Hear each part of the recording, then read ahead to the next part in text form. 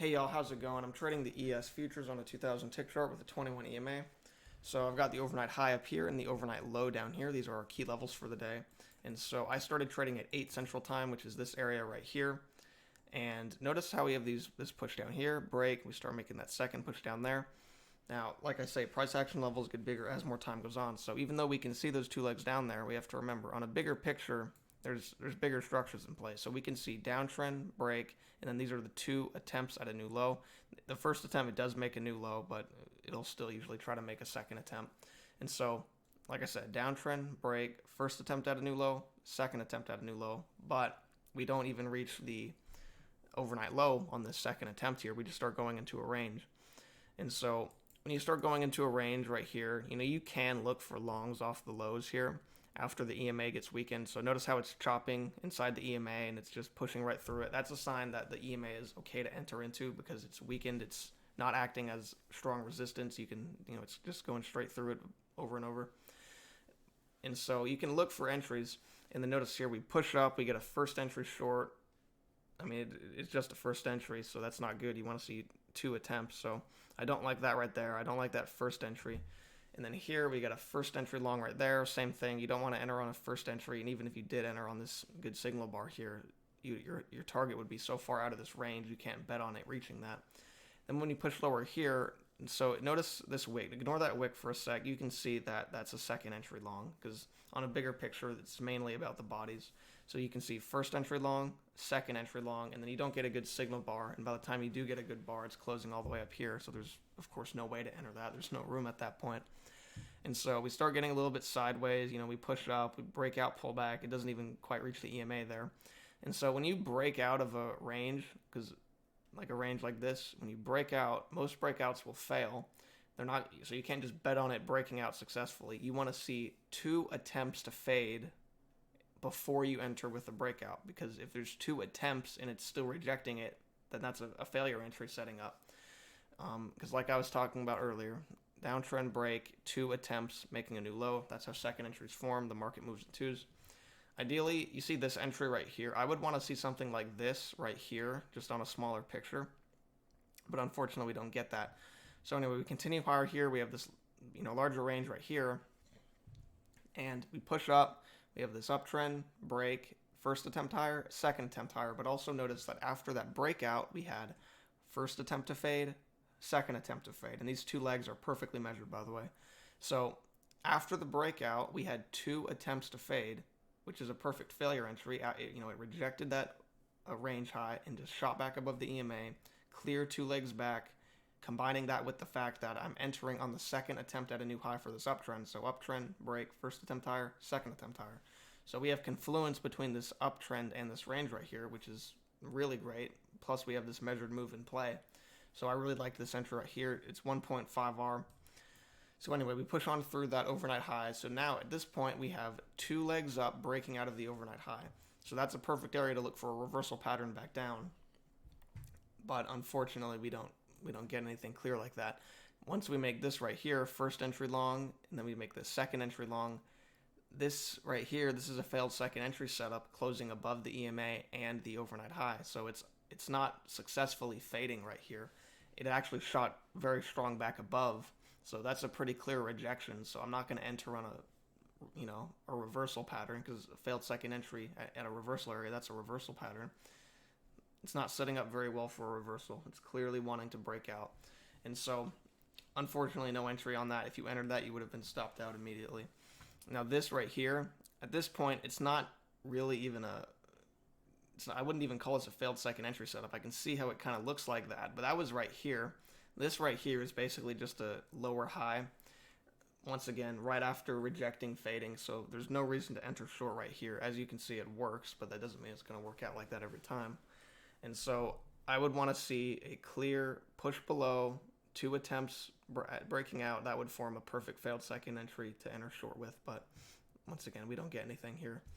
And so anyway, we push on lower here, which there are times when you'll get something like this, a push below, break back out, and then you start pushing in a second time, and then you'd be able to enter, a few bars down. But I am concerned about this right here, this measured move. And so by the time you're closing back down here, there's no room left to this measured move.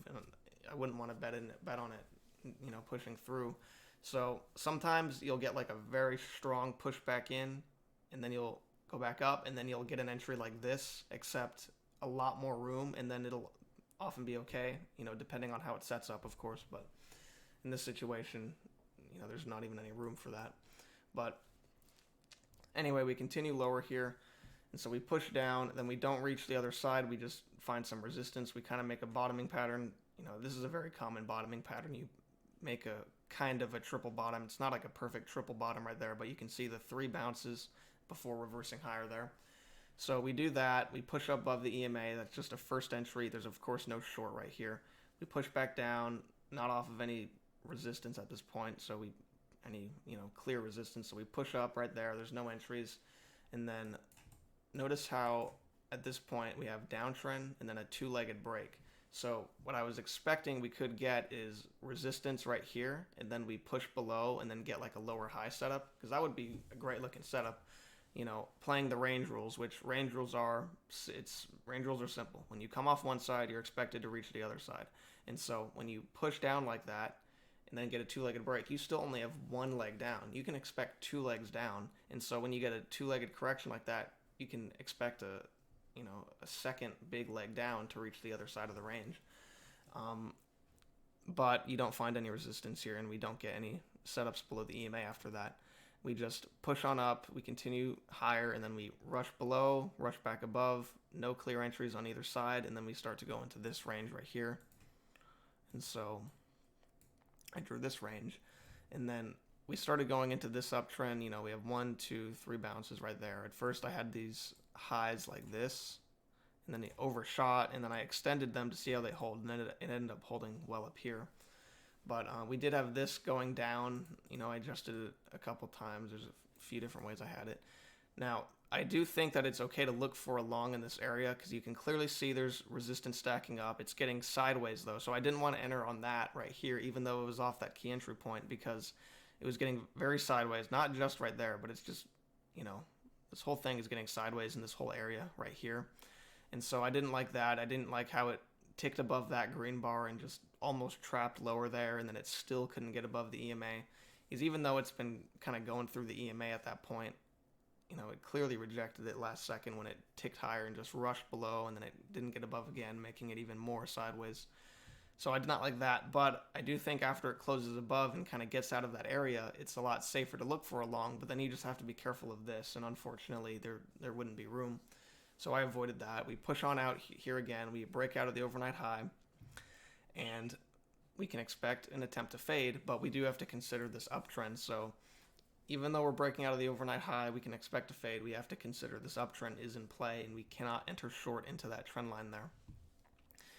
Nothing sets up anyway. We get choppy up here, we push below, and then by the time we get this lower high, there's no good signal bar, and when it is closing down here with a good, very bearish bar, it's right into that trend line. There's clearly no room. So we push lower here. Notice those 2 legs right there. On a bigger picture, it's just 1 leg right there. It's an attempt to fade, which, it does fade, and then it pulls back on it, and then it holds. And so this trade right here I want to talk about, because it's a little bit trickier. So this uptrend, we have a break, and then you'll notice 2 attempts at a new high, held down by the overnight high, and then it fails to make a new high and it fades. And so this entry right here, you can kind of see, I wish it was a little bit bigger. If this was just a little bit bigger, it would be more clear, because you can see first entry long, second entry long, failure. So this is like borderline being a big picture failed second entry. I'm kind of just considering it a lower high from here, because this push higher is a lot smaller than this right here, but you can still tell that there's a failed second entry there. So I did like that. I was a little bit worried about this, but I wasn't pushing it too far out with this, and it was in a strong area, fading the overnight high with a failed second entry. We have this measured move in play. I was keeping it pretty far within the measured move right there. There was still quite a few ticks more I could have gone, but I played it safe, just doing 1-to-1. But, this is an important area. We just rejected the overnight high very strongly. We have that measured move in play. We have this failed second entry that is borderline being a big picture failed second entry, because if that was just a little bit bigger, or if there was more body on this push up right here, then that would be much more clear. But I hope y'all see what I'm talking about. So anyway, we push on lower here. We blast through that measured move, but it doesn't go too much farther. We eventually just correct up to the EMA. Now, when we were getting these two attempts higher here, I was waiting to see what happened before I made the video, because what I was thinking would happen is we make a second entry short, and then we push lower here, and then we continue into a bigger downtrend, and then I could look for some kind of short after pushing below. But we ended up just pushing through that EMA. So didn't like anything there. It looks like we're going into this kind of bigger uptrend here. These highs are fitting decently well. These lows are fitting decently well. Just a first entry right there, and then the bar closes all the way up, so there's no way to get in on that long, clearly. And so I don't like that, but anyway, that's going to do it for the day. I hope this video helped out in some way. Hope you all enjoyed it, and yep, I'll see y'all next time.